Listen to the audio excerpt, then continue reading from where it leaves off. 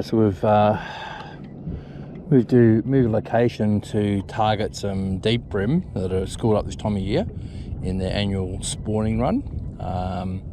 Lots of these channels, deeper channels, will hold school fish. Just a matter of using your sounder, finding the schooled fish, and then just working your lure down to them. I don't have any electronics today, so I'm doing this old school from memory, but I'll run you through the technique of how it all works. So there's a few considerations in this technique.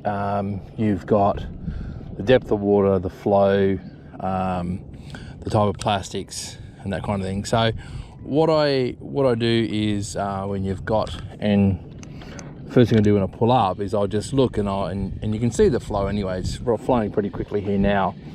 So ideally I would probably run like a 1/12 jig head.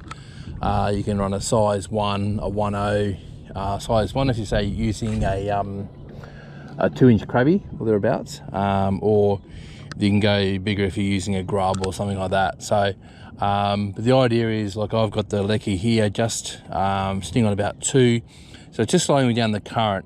I'm running a 1/8 jig head because that current is quite strong. Now the other factor is I'm running a Daiwa Bait Junkie grub.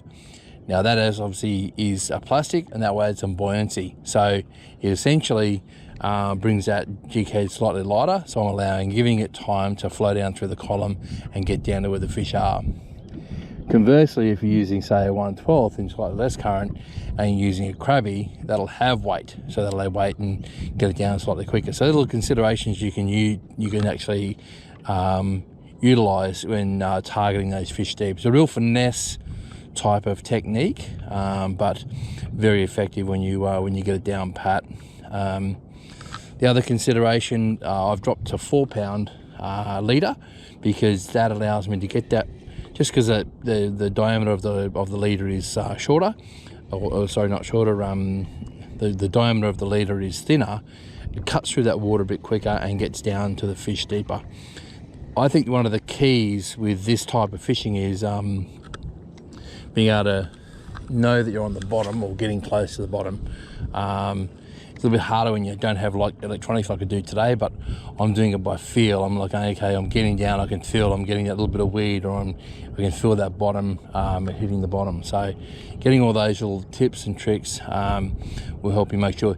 If you come in and you start fishing on 1/12 and you're just not getting down to the bottom, go to 1/8 or something like that, and just try that a little bit heavier. You may have to go even heavier again if you get down to a like a 1/4 or something like that, which is, not uncommon either. So